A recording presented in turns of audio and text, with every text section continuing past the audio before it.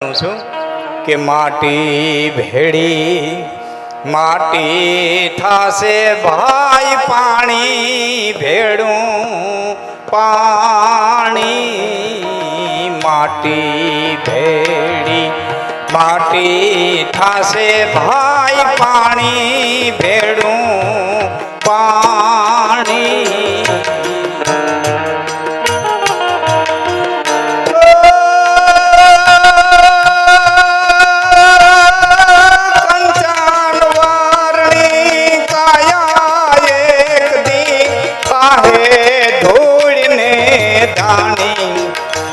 राम के तान हारा जेती जाजो भाई जाऊं छे निर्वाणी जाऊं छे निर्वाणी आत्मान करी लेने ओळखाणी यदि राम के तान हारा जेती जाजो भाई जाऊं छे निर्वाणी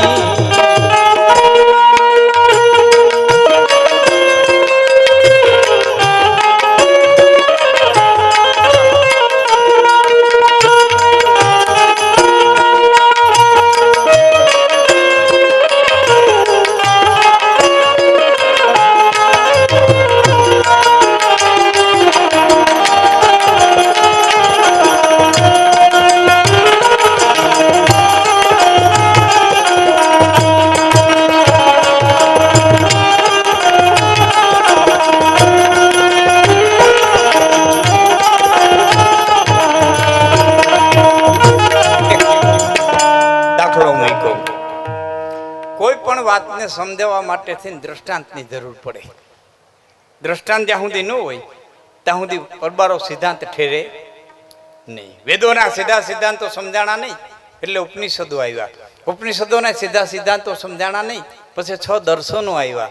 દર્શનોના સીધા સિદ્ધાંતો સમજાણા નહીં પછી 18 પુરાણની રચના કરવામાં આવી. દાખલા દ્રષ્ટાંત સહિત સમજાવવામાં આવ્યું. 18 પુરાણની રચના કર્યા પછી આ સમાજ સમજો નહીં પછી નાટકો આવ્યા કે કીધેનો સમજે ભજવી બતાવી સમજે તો નરમટી નારી થયા, ઘાઘરી પાટ પહેર્યો, મૂછું મુંડાવ્યું, ઘોઘરા બાંધ્યા, પડમાં નાચ્યા, છતાં દુનિયા સમજી નહીં. પછી અમારા કવિ કાગને પસ્તાવો કરવો પડ્યો કે માથે ઓઢી ઓઢણી અમે પગે બાંધી ઘૂઘરા રે અમે ઘાઘરી પહેરીને પડમાં ઘૂમા રે જોનારા કોઈ એનો મળ્યા રે. હાથ નેલી મડાણી 84 વર્ષની ઉંમરે તુલસીભાઈ એક આચાર્ય પદ ભોગવી અને માસ્ટરનું બિરુદ મેળવીને ગયા છે. આવો તો કેટલાય સમાજના આગેવાનો, કેટલા એવા અધિકારીઓ, કેટલા એવા. એને માટે હું આ કડી કહું છું. વિડીયો વાળા ભાઈ થોડીક વાર સંગીત આવે ત્યારે લઈ દો ને બાપા સીન. સંગીત આવે ત્યારે લઈ દો, કારણ કે મારી વાતમાં અમુક જગ્યાએ પોઈન્ટ આવે ને બરોબર એનું સીન તમારે ધ્યાન આમ જાય એટલે મને થોડીક લઈ ટૂંક. સંગીત આવે ત્યારે લઈ દઉં, સંગીતે લઈ ભરપૂર. આવા જે સમાજના અગ્રસ્થાને અને સમાજને કંઈક આપવા માટે થઈને જે ખપી ગયા હોય, સમાજના આગેવાનો, કોઈ પણ જ્ઞાતિ હોય, એને માટે અહીંયા કરી છે. અહદની એલી મડાણી હોય, જગતનો તાત વાવણી કરવા ગયો હોય, ગોઠણે ગોઠણે ગારો ખૂંતો ખૂંતો વાવણી કરતો હોય, વવણીમાં મીઠ મંડાણી હોય, દાંડવા હરો દાણો ચાહમાં જાય, માથે ઢેફું ઢરે, કંઈક વરસાદના પ્રાથેટ ખમે, ભાદરવાની કંઈક તડકી ખમે, દાંતેડે વઢાય, ખળાની માલિકો બળદને પગડે કતડાય, હુંડલે વવલાય, હાવણી હમો નમો થાય, ઘંટીએ દળાય, હવાલે ચડાય, બાયુના હાથની કે કાથરેટમાં મુઠ્ઠીયું ખાય, કંઈક થપાટું ખાય, એ ઘડાય, તાવડીમાં પડે, હેકાય, બફાય, ચૂલે ચડે, એ રોટલો તૈયાર થાય અને તૈયાર થયા પછી ભાણામાં પીરહાય અને પીરહાણા પછી એને ખાનારું ન મળે. જેટલું દુઃખ થાય ને એટલું દુઃખ સમાજના આગેવાનને થાય કે એટલા સંકટ સહન કર્યા, આટલું સહન કર્યું. માટડા કપાવ્યા અમે એ ઘંટીએ દળા રે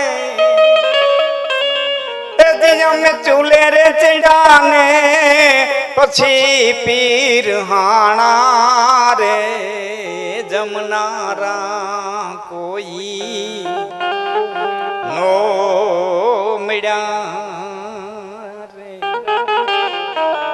અમે નિહરણી બનીને દુનિયામાં ઊભા પણ ચડનારા કોઈ એનો મળ્યા પોતાના નો મળે ને સમાજને માટે ગહાણો હોય વ્યક્તિ અને પછી પોતાના જ્યારે ન મળે ને દુઃખ થાય. હાકડી હેરી લોહાર બેઠો બેઠો લોઢું ઘડે હામી હોનીની દુકાન ને સોનું ઘડાય અહીંયા કોઈશ તપાવી એરણ માથે મૂકી ઘણોનો ઘા દીધો એક બે અને ત્રીજો ઘા પડ્યો એટલે કોઈશના મોઢામાંથી લોખંડની કણી છટકી અને સીધે સીધી હોનીની દુકાનમાં ગઈ. હોનું ઘડાતું હતું ત્યાં પાસે પડી એટલે હોનાએ લોખંડની કણીને એટલું કીધું બસ મૂર્ખી. ત્રીજો ઘા પડ્યો તા ભાગી આવી. ત્રણ જ ઘા માર્યા. ત્રીજો ઘા પડ્યો ત્યાં ભાગી આવી. આ હોની મારી માથે બેઠો હવારનો ઘા કરે મારામાંથી કટકીએ ખરી મારામાંથી કટકીએ ખરી. ત્યારે લોખંડની કણીએ કીધું બાઈ તું નો ભાઈ મારે ભાગવું પડે. કે કેમ? કે તું હોનું છો. એ ઠેરણ પડી લોઢાની છે માથે હથોડી પડે ને લોઢાની છે.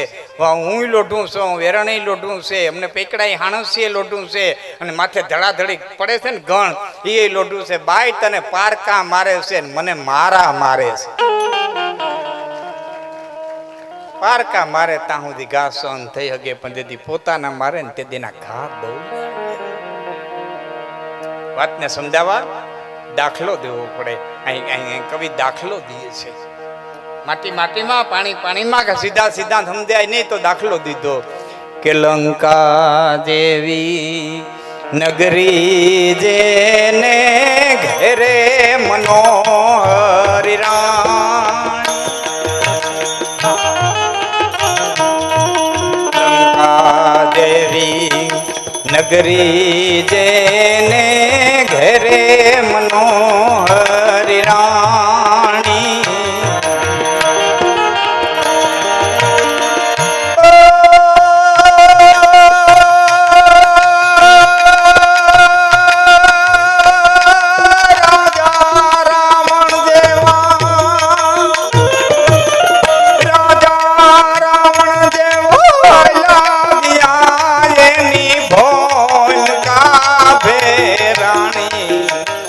રામ ચેતન હારા કાંજીભાઈ જી રામ ચેતન હારા ચેતી જાજો ભાઈ જાવું છે નિર્વાણી. જાવું છે નિર્વાણી આત્માન કરી લેને ઓળખાણી. જી રામ ચેતન હારા ખેતી જાજો ભાઈ જાવું છે નિર્વાણ. ચેતન હારા ચેતી લેજો. તમામ પ્રકૃતિ છે ને સાહેબ તમને મને કાંઈક ને કાંઈક ઉપદેશ આપે. જોટાણ વરસાદ વરહે જ્યાં વરહે ને એક ધારો એક હરખો જ વરહે. પછી જેનું જેવું પાત્ર હોય ને એવું ભરાય. કોઈ વાટકો રાખ્યો તો વાટકો ભરાય, કોઈ ટોપડી રાખી ટોપડી ભરાય, કોઈ ગોળો રાખ્યો તો ગોળો ભરાય, કોઈ ટોપ રાખ્યો ટોપ ભરાય, કોઈ કરમ ભમરારા ઊંધા ઘડા રાખીને બેઠા હોય તો કોરા રી.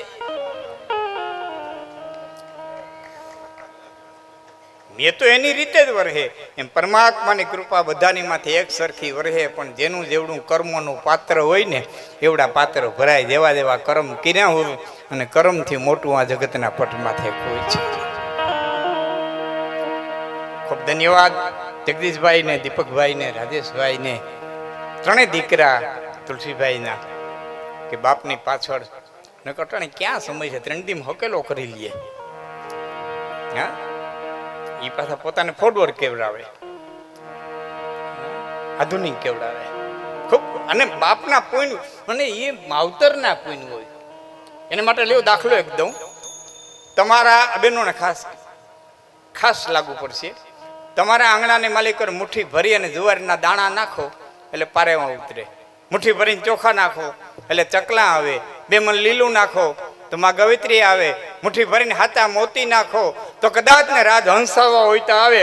અને એના એ આંગણાના માલિકો ઉકેડો કરો એટલે ગધાડા પાટવી આવે. ગધા પાટવી આવે. એ તો આપણે જેવું આંગણું બનાવીએ એવા પધારે. આપણે જેવું આંગણું તૈયાર કરીએ ને એવા આવે. પિતા કા પુણ્ય પુત મેં પ્રકાશે, માવતરના જેવા પુણ્ય હોય એવી પ્રજા થાય. મા ને બાપના કર્મના આંગણા જેવા તૈયાર કર્યા હોય ને એવા પધારે બદલા લેવા. અસ્તિત્વનો નિયમ છે, આ જગતનો નિયમ છે. જે આપો એ ફરીને પાછું તમારી પાસે આવે. આ પૃથ્વી ગોળ છે.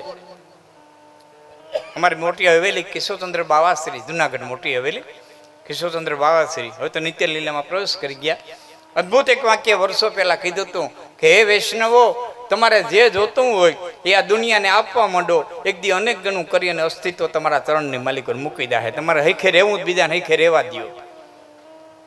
તમારે સુખેથી જીવવું બીજાને સુખ દો. તમને કોઈ ગાઈડ ન દે એમ ઈચ્છો તો તમે કોઈને ગાઈડ ન દો. તમારે જે જોઈએ દુનિયાને આપો એટલે આ દુનિયા તમને દે. આ નિયમ છે. એટલે બહેનોને ખાસ કહું છું કે તમારા આંગણે સંત આવે, સાધુ આવે, તમારા બારોટ આવે, તમારા કપાળ ગોર આવે, ઘોડા પંખીડા આવે, ગાય આવે, બેન દીકરી આવે, ભાણેજડા આવે તો માનજો તમારા તડતા દિવસના ઈંધાણ છે. ને આજે દી આવતા બંધ થઈ જાય તેની માનવું ઘઉ પડતીના ઈંધાણ છે. કાલ કાહુ ન દંડ લઈ મારા, હરઈ બલ બુદ્ધિ બચન બિચારા.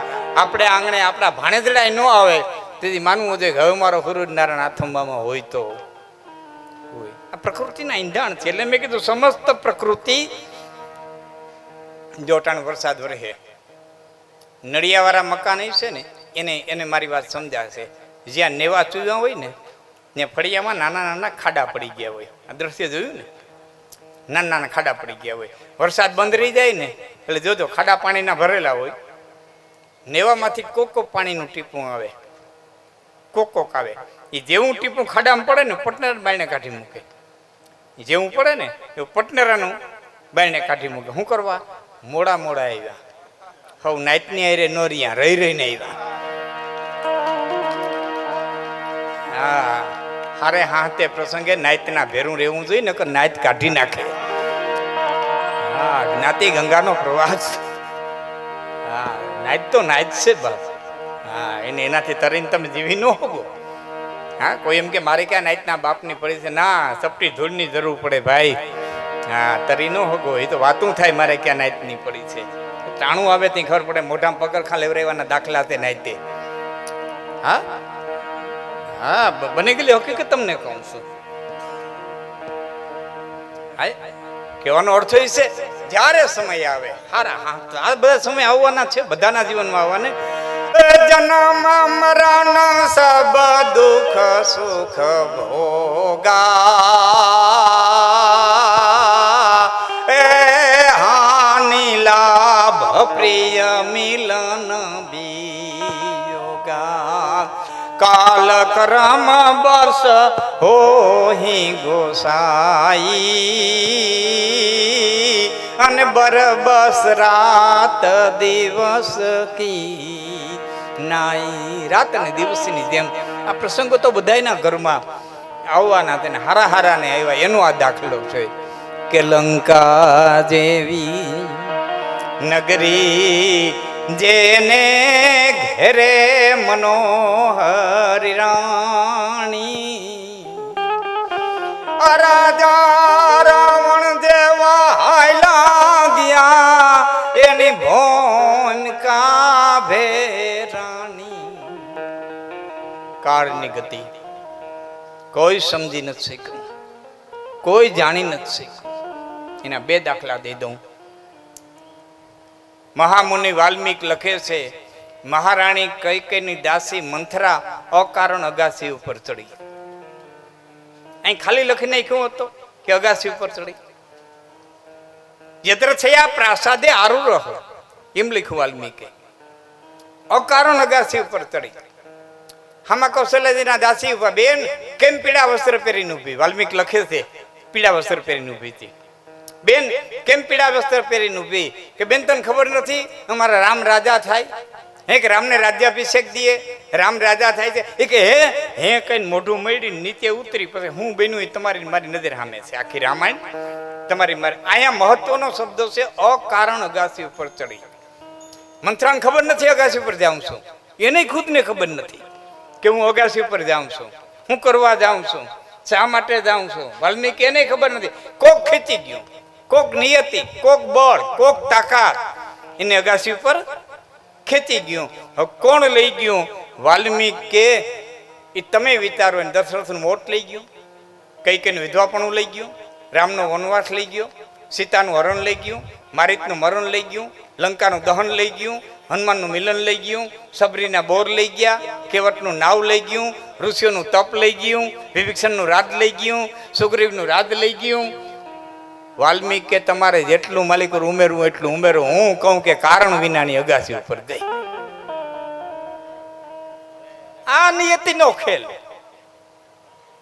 એનો બીજો એક પ્રસંગ બેનો ખાસ આનંદ આવશે. બીજો એક પ્રસંગ, હસ્તિનાપુરના મેળની માલિકો જેથી વ્યાસે પ્રવેશ કર્યો અને આમ ત્યાં વ્યાસજીને દેખ્યા, સત્યવતી ધ્રુજી ગયા. થર થર થર થર થર ધ્રુજવા માંડ્યા. સત્યવતી, વ્યાસ બેટા તું? હા માં હું, પણ મેં તને બોલાવ્યો નથી. મને ખબર છે. મેં તને યાદ કર્યો નથી. મને ખબર છે. આજ બોલાવ્યા વિનાનો આવ્યો છું, આજે યાદ કર્યા વિનાનો આવ્યો છું, દીકરા તરીકેની થેલી ફરજ બજાવવા આવ્યો છું. તે જઈ બોલાવ્યો ત્યાં આવ્યો, તે જઈ યાદ કર્યો ત્યાં આવ્યો, તે જ્યારે જ્યારે મને બોલાવ્યો ત્યારે આવ્યો. મેં તારી બાયુમાં દીકરા ઉત્પન્ન કર્યા, તારો વહ રાખ્યો, બધું કર્યું. જેટલી જેટલી સલાહ જોતી તેટલી મેં દીધી. આજ વગર બોલાવી આવ્યો છું. કે કેમ? કે આ રેશમી વસ્ત્રો ઉતારી નાખ, આ રેશમી વસ્ત્રો ઉતારી નાખ. આ શક્તિના કાંઠા ઉપર ક્યાં સુધી નાવડું રાખે? હવે તો મુક્તિને કાંઠે લઈ જા, હવે તો મુક્તિને કાંઠે લઈ જા. બેટા એમ કેમ કેસ? સાંભળજો મિત્રો એક એક શબ્દ. બેટા એમ કેમ કેસ? માં હવે જે હસ્તિનાપુરની માલિકો બનવાનું છે ને, ધૃતરાષ્ટ્ર આંધળો છે એટલે જોઈ હગવાનો નથી, તારાથી જોઈ હગાહે નહીં. સમજાય ને મારી વાત? ધૃતરાષ્ટ્ર આંધળો છે એટલે જોઈ હગવાનો નથી, તારાથી જોઈ હગાહે નહીં. કે બેટા હું બનવાનું છે? કે કાલ બનવાનું છે ને, એની ચિંતા આજ હું કરવા કરસ. કાલની ચિંતા આજ હું કરવા કર. કાલની આજ બતારે કેટલી ઘડીયું છે ને કઈ ઘડીએ હું પૃથ્વીમાં તે બને કેને ખબર. તત્વોતરે સત્યવતીએ રેશમી વસ્ત્રો ઉતારી નાખ્યા, હસ્તિનાપુરના ઘરેણા ઉતારી નાખ્યા, જાડા વસ્ત્રો પહેરી અને વ્યાસના હામાં આવ્યા એટલે કીધું બે વહુને લઈ લે. ફેર્યું બે વહુને લઈ લે. હવે એનું કઈ કામ નથી. અંબાલિકા અને અંબિકા, ધૃતરાષ્ટ્રની માં અને પાંડુની માં. તમને કદાચ યાદ ન હોય તો ધૃતરાષ્ટ્રની માં અને પાંડુની માં બે બાયુને લઈ ફેરી. એનું કામ બે વહુને ફેર્યું લીધી. એક હાહુ, બે વહુ, ચોથા વ્યાસ, ચારેય બરોબર બાર ઉઘાડી અને પગ દીધો ઉમરાની બહાર. એટલે ભીષ્મએ આડા ફરીને કીધું કે હે જનેતા, આ હરકતી હોરીમાં મૂકીને ક્યાં જા? અહીં તો હોરી હરગી છે, આમાં મૂકીને ક્યાં જા? મને ભેરો લઈ જા ને. સત્યવતીએ કીધું બેટા તું તારા બાપની અરે વતને બંધાયેલો છો, તથા યોગ્ય રાજા નહીં મળે હસ્તિનાપુરને, ત્યાં સુધી તારે હસ્તિનાપુરની ગાદીને વફાદાર રહેવાનું છે. તે તારા બાપને વતન દીધું છે, તને વતન ભંગ કેમ કરાવવું? અને એના બદલામાં તને ઈચ્છિત મૃત્યુનું વરદાન જડ્યું છે. હવે સાંભળજો. ત્યારે વ્યાસે કીધું ભીષ્મ, તને ઈચ્છિત મૃત્યુનું વરદાન જડ્યું છે. યાદ રાખજે, તને ઈચ્છિત મૃત્યુનું વરદાન જડ્યું છે, ઈચ્છિત જીવનનું નહીં. મજા આવે તો તાલી દઈ દો, તમને ખ્યાલ આવે કે અદ્ભુત હોય. ઈચ્છિત મૃત્યુનું વરદાન છે, ઈચ્છિત જીવનનું નહીં. તો ઈચ્છા પડે તો મરી હોય ગઈ, ઈચ્છા પડે એમ જીવી ન હોય ગઈ તો અખિલ બ્રહ્માંડનો માલિક જેમ જીવાડે એમ જગતમાં હવને જીવવું પડે.